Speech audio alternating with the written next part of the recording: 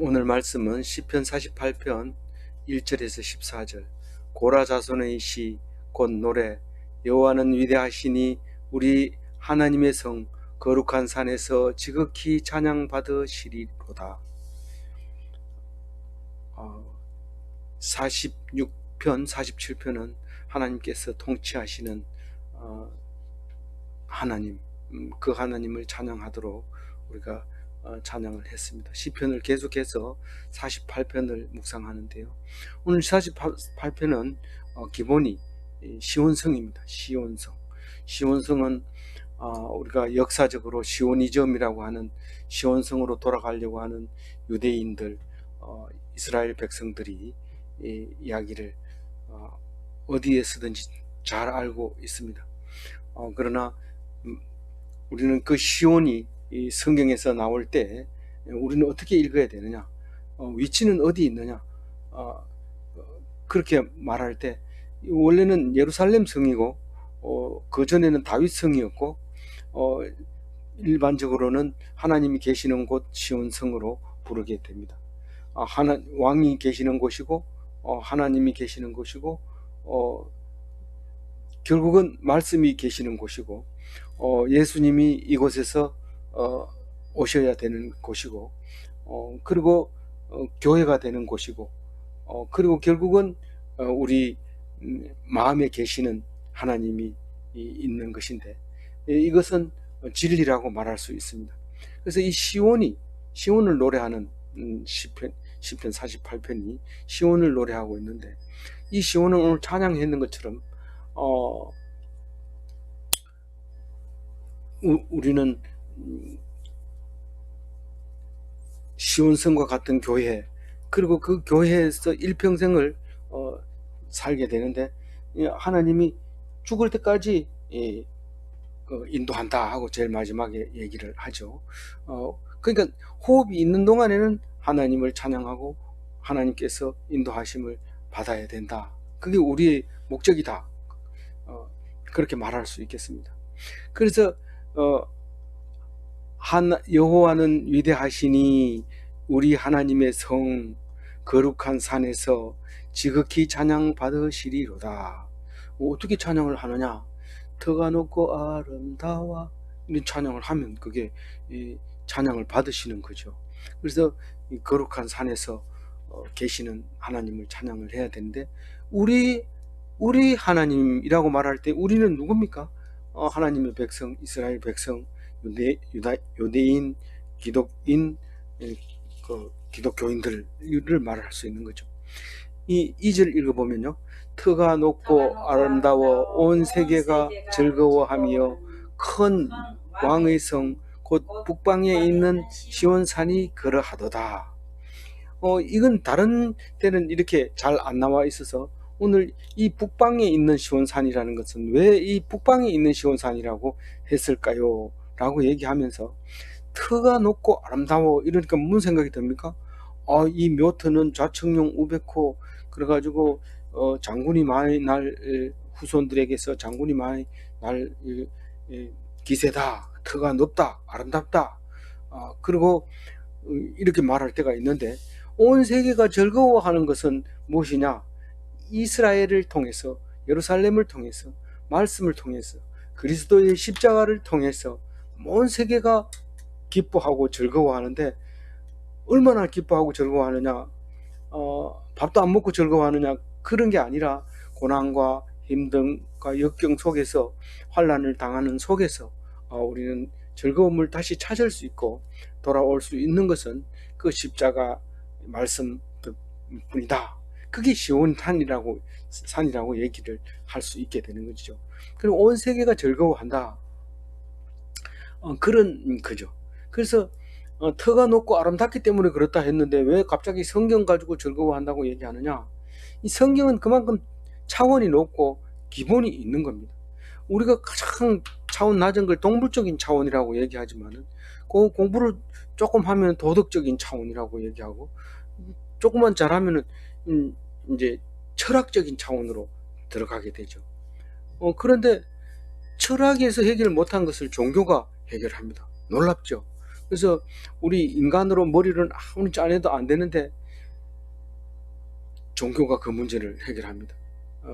그런데 그 종교 중에서도 가장 뛰어난 종교가 바로 개신교, 기독교, 기독교 중에서 개신교, 이렇게 얘기할 수 있는데, 그런 게 이제 높다는 거예요. 터가 높다는 거예요. 터가 높고 아름답다는 거예요. 그래서 그 기독교 정신을 가지고 여태까지 이 기쁨을 회복해주고 원래의 모습을 돌아오게 하는 것이기 때문에 즐거워하는 것이죠. 그런데 큰 왕의 성, 우리가 큰 왕 이러면은 바벨론 시대에 그 바벨론을 노부갓네살을 생각하게 되는데, 이 북방이라는 단어를 쓴 것도 마치 북쪽에서 오는, 다시 말해서 메소포타미아에서 오는 군대들을 북방 군대라고 많은 곳에서 그렇게 얘기를 합니다. 근데 오늘 왜 큰 왕이라고, 왕의 성이라고 해놓고 또 북방에 있는, 여기까지 읽으면 바벨론을 얘기하는구나. 그런데 시온산이 그러하도다, 이 말은 시온산이 우리가 두려워하고 힘들어하고 어려워했던 그 나라, 그 왕이 시온산이고 그 시온산에 사는 하나님이다 라는 그 얘기를 하고 있는 겁니다. 실제로 이 북방에 있습니까? 북방에 있어요. 이 시가 언제 쓰여졌냐면은 북이스라엘을 망하고 남유다가 남아있는 그때에 쓰여졌다고 볼 수 있어요. 그러니까 시온산을 더욱 꼭 붙들고 있는 거죠. 남유다의 제일 북쪽이 이 예루살렘입니다. 원래는 유다 땅도 아니고 베냐민 땅이었는데 남북으로 갈라지면서 베냐민이 유다로 오면서 이게 예루살렘이 유다 땅이 돼서 남아 있는 거죠. 예루살렘 북쪽은 전부 북이스라엘로 망해버리는데, 그 원래 세겜이라고 하는 곳이 이 브엘세바에서 단까지의 중간 지점인데, 그 지점이 어디냐면 예루살렘에서 북쪽으로 65km를 가야 세겜이 있습니다. 근데 북이스라엘 중에서 제일 남쪽에 있는 게 예루살렘에서 북쪽으로 16km 간 곳에 베델이 있습니다. 그래서 북이스라엘의 제일 남쪽은 베델이었어요. 그러면 16km 사이에 남북으로 경계가 있었겠죠. 그런데 그 북쪽으로는 다 아수르에게 먹혀서 망해버리고 없고, 이제 유다 땅 중에서 제일 북쪽에서 시온산이 위치하고 있게 돼 있다고, 이렇게 우리가 이해할 수밖에 없습니다. 1차적으로 말입니다.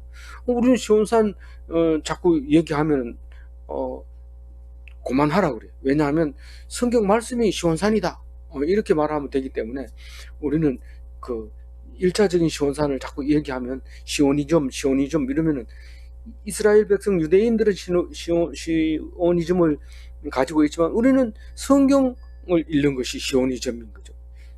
성경으로 돌아가자, 이게 시오니즘이죠. 그래서 그 이사야서를 보면 이사야 41장은 39장까지가 사실은 이사야가 살아 있을 때 썼다고 보고, 그 이후에 거는 이제 두 번으로 나누어서 55장까지 이렇게 나누어 가지고는, 두 등분 나누어 가지고는 바벨론 포로에서 돌아오기 전에 쓰여졌고 돌아온 후에 쓰여졌고, 이렇게 해서 세 군데로 나누어진 겁니다.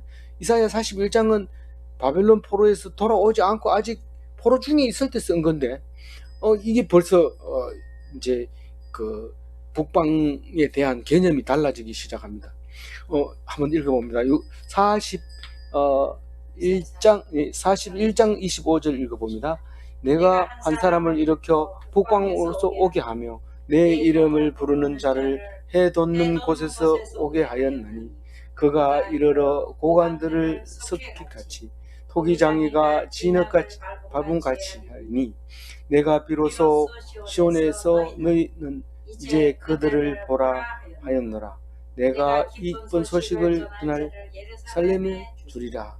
근데 25절까지는 이게 고레스 왕을 얘기하고 있는 거구나 이렇게 읽어지는데, 27절에 와서 딱 그 한 절만 뛰어넘어서 읽어보면, 26절까지 포함해서 읽어보면 이게 기쁜 소식을 전할 사람이 예루살렘에서 오겠다, 그런 생각을 시온에게 주고 예루살렘에서 오리라. 그러니까 이게 지금 예루살렘을 말하고 있는 라고 말할 수 있죠.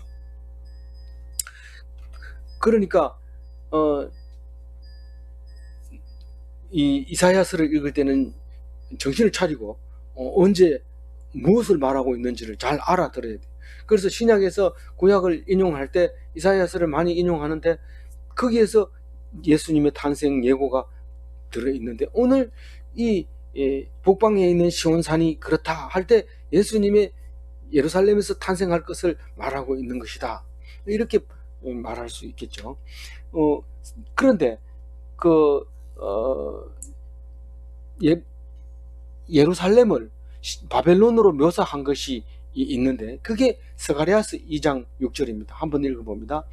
오라 너희는 북방 땅에서 도피할지어다. 여호와의 말씀이니라. 이는 내가 너희를 하늘 사방에 바람같이 흩어지게 하였음이니라. 여호와의 말씀이니라. 그리고 바로 바벨론 성에 거주하는 시온아 이제 너는 피할지니라.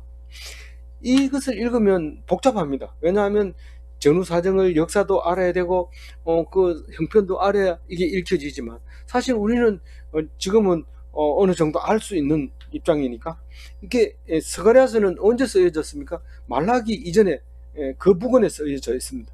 그러면 이 성경이 끝나고 나면 뒤에는 이제 성경이 더 이상 기록을 안다는 그런 막바지 때 쓴 거니까, 예수님 오기 직전에 쓴 거니까 성경 66권으로 봤을 때 그 사이에 뭐가 있었겠지만 그건 우리는 빠져 있는 상태고, 그 서를 볼 때 연결지어 볼 때 이 스가랴서는 이제 그 예수님의 오심을 말하고 있는 건데, 북방 땅에 도피할지어다 에서 도피할지어다, 이 말은 나중에 다 읽고 보면 이게 예루살렘에서 피해야 된다 그런 말로 읽혀져요. 근데 1차적으로 보면 북방 땅이면 바벨론의 포로에 가서 덜 오고 일부는 돌아왔고 그런 상황에서 쓰여졌을 때 북방 땅에서 도피하라는 것은 거기에 끌려가는 사람들이 피할 데가 어디 있습니까? 남의 땅이니까 물론 예루살렘으로 올 수도 있죠. 그렇지만 1차적으로 그런 말씀을 하시고 있으면서 너희를 하늘 사방에 바람같이 흩게 하였습니다. 이 말은 흩어졌는데 오라는 뜻으로 읽어질 수도 있고 지금 예루살렘에 있는 사람들이 빨리 흩어져야 된다, 내가 흩는다, 그 말을 하기도 합니다. 사실은 AD 70년에는 이제 다 흩어졌다가 이제 2차 대전 끝나고 이 사람들이 다시 모여들게 되는 일이 생기잖아요. 그런 것처럼 바벨론 성에 거주하는 시온아 이렇게 얘기합니다. 바벨론 성에 거주하는 시온아, 이 말을 가지고 6절이 해석이 되어지는 거죠. 무슨 말이냐면 시온을 바벨론 성과 같이 생각을 한다는 거예요. 왜냐하면 거기 있으면 든든하죠. 하나님 계시죠. 어디는 우리는 갈 데가 없습니다. 오직 하나님 모시고 여기 살겠습니다, 그 얘기죠. 그러니까 거기서 나오라는 거예요. 피하라는 거예요. 시온성이 바벨론으로 묘사했을 때는 이미 하나님의 성전은 눈에 보이는 성전이 아니라 너희 마음이고 교회가 성전이고 네가 성전이다, 그렇게 하는 말씀을 우리에게 주고 있는 거죠. 그래서 예수님 오셔서 그것을 이루어가고, 네가 성전인 것을 알지 못하느냐, 하나님이 계시는 곳인지를 알지 못하느냐, 그렇게 말하게 되는 것이죠. 3절을 읽어봅니다. 하나님이 그 여러 궁중에서 자기를 요새로 알리셨다. 이게 좀 어렵게 번역이 돼서 그렇지, 원래 본 뜻을 자세히 보면은 그게 그렇게 어려운 말이 아닙니다. 공동 번역에는 이렇게 말을 했어요. 하나님은 궁궐에 계시면서 그곳이 피난처이심을 알게 하셨다, 이런 말입니다. 다시 한번 3절 읽어볼게요. 하나님이 그 여러 궁중에서 자기를 요새로 알리셨도다. 이 피난처가 되는 곳이 바로 시온성이다, 그 얘기를 합니다. 결국 나중에 가서 그곳에서 피해라, 바벨론 성이 아니다, 지키는 바벨론 성이라는 것은 결국은 무슨 뜻이냐면 그 무너질 성, 망할 성을 말하고 있는 거죠. 그런 의미로 말했다면은 이제 그렇게 생각할 수 있는 거죠. 1차적으로는 그것을 요새로 알리셨는데 하나님이 계시는 곳, 이거 없이는 하나님이 뭐가 좋은지 우리가 알 수 없잖아요. 하나님이 진짜 얼마나 좋은지, 얼마나 좋았는데 바로 이런 시온산성 같은 분이 하나님이다, 우리가 그렇게 말할 수 있는 거지. 생전에 보도 듣도 못한 것을 말하면 우리는 그 실감이 안 나죠. 근데 실감을 여러 가지로 얘기하는데도 결국은 딴소리하는 이제 경우가 생긴단 말이에요. 4절부터 말이죠. 4절부터 8절까지는 좀 이렇게 어떤 면에서 보면 잘 이해가 안 되고 별로 도움이 안 되고 은혜가 안 될 수도 있습니다. 그러나 이제 정리해 놓은 거를 보면서 그냥 이렇게 읽어보면 좋겠어요. 그 왕들이 두려워하는 성이다 하는 말을 4절에서부터 8절까지 하고 있는데, 일단 읽고 우리가 보겠습니다. 왕들이 모여서 함께 지나갔음이요. 이 말은 현대어 성경에는 왕들이 연합하여 진격하였지만 이렇게 번역을 했어요. 그럼 5절 읽어봅니다.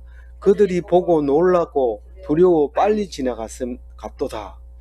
그 공동 번역에는 보자마자 혼비백산해서 흩어져 버렸고 이렇게 했고요. 6절 읽어봅니다. 거기서 떨림이 그들을 사로잡으니 고통이 해산하는 여인의 고통과 같도다. 이 두려워 가지고 그 시온산을 보자마자 두려움에서 해산한 여인처럼, 두려움이 해산하는 여인처럼 몰려왔다. 우리가 아기를 낳으면 얼마나 두렵습니까? 안 낳아봤으니까 모릅니까? 낳아본 사람도 그게 뭐 두렵나? 낳을 때 잊어버립니다. 근데 실제로 들어간 사람한테 물어보면 엄청 두려워하고 있거든요. 그래서 해산하는 여인처럼 두려움으로 그 성 앞에서 도망을 가고 있는 그 모습을 이렇게 했는데, 우리말로 번역이 이제 이해를 잘 못하니까 번역이 어렵죠. 그리고 그 당시의 사람들은 그 상황을 기록을 하다 보면 우리가 번역하기 어려운 단어들이 상당히 많은데 그걸 갖다가 난해 구절이라고 하고, 또 그것은 보통 원어 해석이라든가 주석에서 찾을 수도 있는데 그것도 못 찾을 경우가 있는데 그건 난해 구절로 남아 있게 되죠. 그리고 7절 얘기는 읽어봅니다. 주께서 동풍으로 다시스의 배를 깨뜨리시는도다. 이 동풍은 동쪽에서 불어오는 배입니다. 이 지중해에서 불어오는 바람은 뭐 지중해니까 뭐 큰 문제가 없습니다. 다시스는 지금 스페인을 말하고 있는데 신약에서는 서바나라고 얘기를 하고 있어요. 그 서바나, 그 이름이 스페인, 그리고 이름이 에스파냐 이렇게 부르는 곳이죠. 그래서 여기서 다시스의 배 이러면은 상선을 말하고 있는 건데, 심지어는 다시스라고 하면 장사를 했다는 뜻을 사용하기도 합니다. 다시스라는 단어를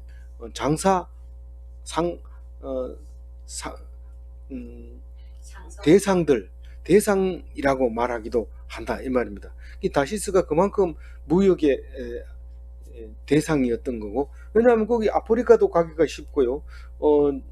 그래서 이 스페인은 성경에서 중요한 이름을 가지고 있죠. 구약에서나 신약에서나. 그래서 히브리어로 쓰여져 있는 구약에서는 다시스라고 하고 헬라어로 쓰여져 있는 신약에서는 스바나라고 이름을 붙이게 됩니다.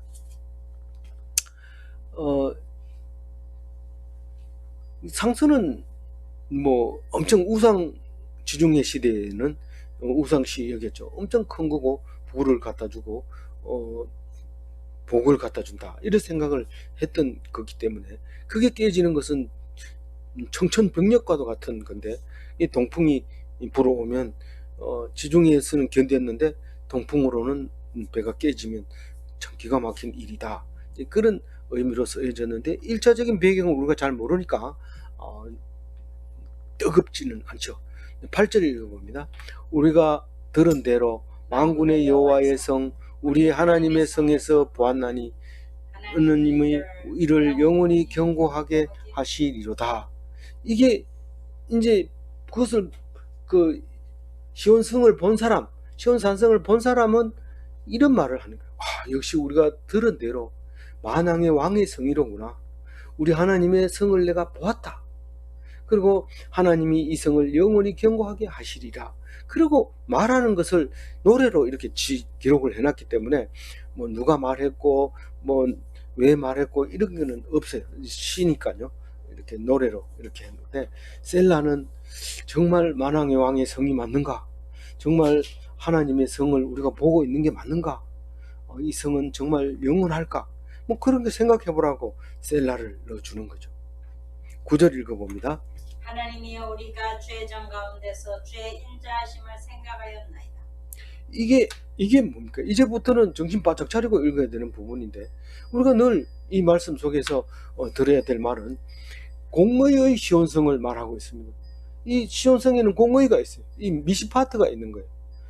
그걸 오늘 말하고 있는데, 하나님이여 우리가 주의 전 가운데서 주의 인자하심을 생각하였나이다. 이 말은 성전은 곧 성경이고 인자는 헤세드고 생각하는 것은 묵상입니다. 그래서 성령을 묵상함으로써 헤세드를 찾았습니다. 이런 얘기로 읽어지면 되겠어요. 중요한 얘기죠. 그럼 밑줄 쫙 긋고 넘어갑니다. 10번 읽어봅니다. 10절.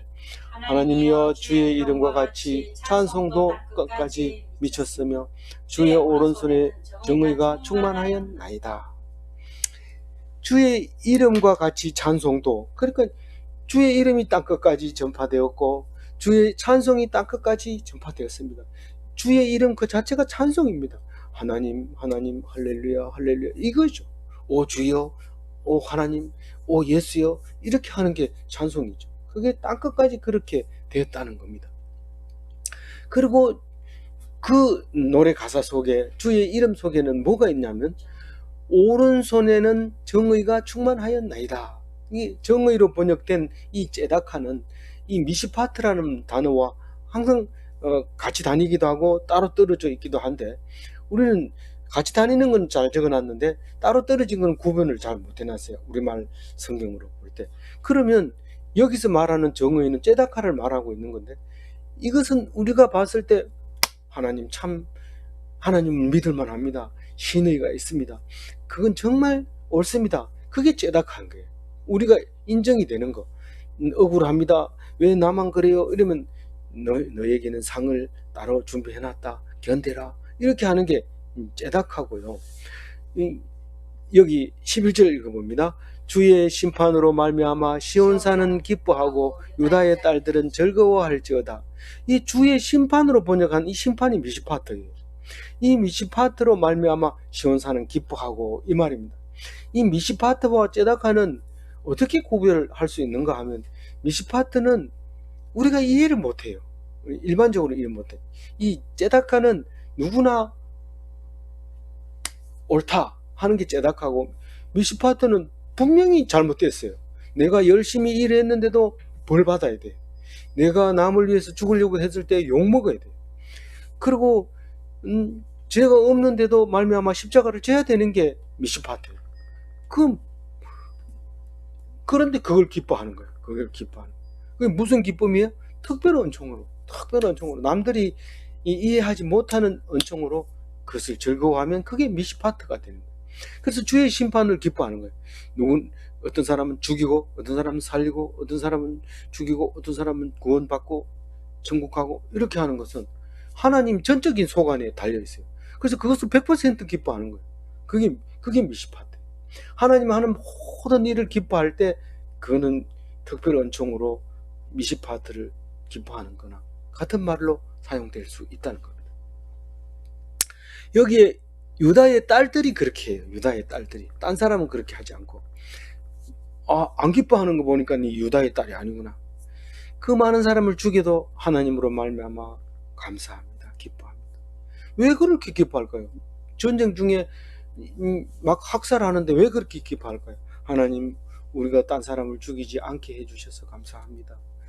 이렇게 힘든 세상에 전쟁에 나가서 죽었는데 우리는 전쟁에도 안 나가고 죽어서 그냥 편안하게 잠들겠습니다. 기뻐하는 거예요. 어떤 경우라도 기뻐하지 않을 수 없는 게 미시파트이고 특별 은총인 거죠. 그래서 왜 유다의 딸들이라고 합니까? 애처로운 백성들, 뭐 힘도 못 쓰는, 총을 줘도 쏠 줄을 모르고 뭐 칼을 줄도 안 쓰는, 그게 딸이죠. 그 딸들입니다. 그래서 예레미야 에가스를 한번 읽어봅니다. 예레미야 에가스 2장 2절에 보면 노하사 딸 유다의 경환 성체들을 허물어 땅에 엎으시고 나라와 그 지도자들을 욕되게 하셨다. 유다를 보고 뭐 전쟁으로 뭐 총을 준비해라, 뭐 이렇게 무기를 준비하라고 소리를 안 했어요. 하나님 절대로 그렇게 하지 마라. 말의 힘줄을 끊으라. 그 병거들을 다 불살라라. 그렇게 했던 그 유다가 풍성하잖아요. 그 딸이잖아요. 딸 약하잖아요. 그런데 남은 남유다. 예레미야 애가는 지금 북이스라엘을 망하고 남유다가 망할 때 쓰는 애통하는 애곡하는 얘기잖아요. 이 예레미야 일가에 남유다가 바벨론에게 멸망할 것을 이야기할 때 딸 유다의 견고한 성체들을 허물어 땅에 엎으시고 이렇게 표현을 합니다. 그래서 시온의 딸들아, 시온의 딸 유다야, 이런 말을 사용을 하게 되는데, 하나님의 참 사랑스러운 자녀들을 말하는 거죠. 우리는 하나님의 아들이다 이러지만 하나님이 우리를 부를 때 딸아, 시온의 딸아, 견고한 딸 유다야, 견고한 딸 유다가 아니고 딸 유다야, 뭐 이렇게 부르잖아요. 그러니까 우리는 자꾸 아들 이런데 왜 딸이라고 부를 때는 딸을 부르고 자기들은 아들이라고 이래요? 아들은 상속을 해주니까. 그러니까 아들 이렇게 하고, 하나님은 불쌍하고 예쁘고 애처롭고 이러니까 딸아 이렇게 부르는 거예요. 그래서 우리는 특별히 기뻐해야 돼. 유다의 딸들은 기뻐해요. 12절 읽어봅니다. 너희는 시온을 돌면서 그곳을 둘러보고 그 망대를 세워보라. 우리는 지금 열심히 시온을 돌면서 그곳을 둘러보고 망대를 자세히 살펴보고 있는 겁니다. 시온은 무엇이기 때문에? 성경 말씀이기 때문에 자세히 둘러보고 무슨 글씨가 써있는지 보고 망대를 세워보고 네가 정말 끝까지 갈 수 있느냐? 네가 망대를 지을 수 있겠나? 중간에 돈이 없어서 그만두면 얼마나 부끄러운 사람이 되는지 아느냐? 끝까지 할 수 있는 것까지만 해라. 네가 욕심을 내지 말고 사람을 많이 모으는 것도 안 되고 네가 막 책을 출판해도 안 되는 거고, 네가 할 수 있는 대로 둘러보고 돌면서 망대를 세봐라. 그렇게 합니다. 그래서 13절 읽어봅니다. 그의 성벽을 자세히 보고 그 궁전을 살펴 후대에 전하라. 뭐 코로나 시대에 이제 뭐 곧 우리가 죽을 판인데 뭘 세워보고 뭘 둘러보고 그런단 말입니까? 그러지 말고 성벽을 자세히 보고 그 궁전을 살펴서 후대에게 전해라. 네가 믿음을, 신앙을 후대에게 주라, 물려주라. 네가 돈 물려주려고 하지 말고. 그렇게 했을 때 어떻게 하는 거예요?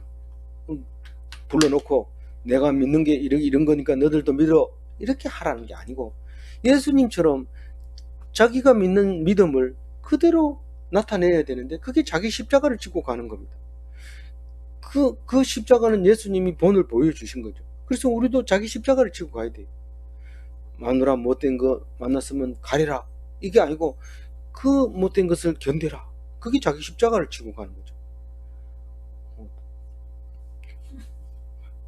그러니까 그게 자기가 희생하고 십자가를 지고 가고 고통스러워하고 순교하는 모습을 자녀들에게 보여줘라, 그 얘기지. 불러 앉혀놓고 주일 꼭꼭 지켜라, 헌금해라, 빠지면 안 된다, 뭐 찬양대 참가해라, 뭐 이렇게 계속 이렇게 하는 게 후대에게 전하는 게 아니고, 성경 말씀 가지고 죽을 때까지 전하다가 죽게 되면 죽는 거고, 원망하면 자기 십자가 진 거 아니죠. 원망 안 하면 자기 십자가 진 겁니다. 십자가를 진짜로 안 져도요, 안 져도 암이 걸리면 할렐루야 감사합니다 이렇게 하면 자기 십자가를 진 거고, 못된 사람 만났는데도 꾹 참고 견디면서 하나님 어찌하여 이러십니까? 꼭 내가 이 잔을 마셔야 되겠습니까? 이렇게 하나님만 상대하면 자기 십자가를 진 겁니다. 별것도 아닌 거 가지고 소리 지르면서 남을 손가락질하면서 그런 인간이 있을 수 있어요? 막 이렇게 하면 자기 십자가를 안 진 거죠. 오늘 마지막 절입니다. 이 하나님은 영원히 우리의 하나님이시니 그가 우리를 죽을 때까지 인도하시리로다. 우리가 살아있는 동안에는 하나님이 영원히 우리를 안전하게 지켜주시고 저 천국 가도록 인도해 주시는 그 하나님. 그러니까 무슨 말이에요? 산자의 하나님이라. 산자의 하나님. 내가 죽으면 하나님 어떻게 그 하나님을 찬양하고 하나님이 계심을 증거하고 합니까? 살아있을 때 하나님이지 내가 죽으면 할 수 없잖아요. 그러면서 이제 산자의 하나님을 오늘 14절에 말하고 있습니다. 우리가 13절을 가지고 다시 정리해보면 우리 자식들에게 물려주는 것이 재산이나 무슨 돈이나 뭐 부동산이나 이런 것을 물려준다면 그거는 일반 사람들이죠. 보통 사람들 다 그렇게 합니다. 그러나 기독인은 신앙을 물려줍니다. 이 신앙은 순교고 고통이고 외롭고 힘들고 어려운 겁니다. 말씀 꼭 붙잡고 신앙 있는 것을 보여줌으로써 그게 하나님을 물려주는 거고 기업을 물려주는 거고 상속되어지는 것입니다. 그래서 예수 이름이 영원히 끊어지지 않는 나라, 영원한 나라가 임하게 되는 것입니다. 그런 하나님 나라를 물려주는 기독인이 다 되시기 바랍니다. 기도하겠습니다. 하나님 감사합니다. 시온 산성을 노래할 때에, 시오니즘을 말할 때에, 예루살렘을 말할 때에 우리는 그것이 말씀인 것을 압니다. 그것이 하나님이 계시는 곳인 것을 압니다. 그것이 교회에 있는 것을 압니다. 우리의 마음이 성전인 것을 압니다. 하나님께서 특별히 우리는 어떤 학문보다도 귀하게 하시고 어떤 종교보다도 더 높이셔서 터가 높고 아름다운 그런 자리에 시온성을 세우게 하여 주시옵시고 남들이 어떻게 평가하더라도 우리는 굴하지 아니하며 우리가 말씀 가진 자가 세상을 판단하고 결정하게 도와주시옵소서. 세상의 영향을 견딜 수 있게 하시고 이기게 하여 주옵소서. 감사하고 우리 주 예수 그리스도 이름으로 기도 올리옵나이다. 아멘.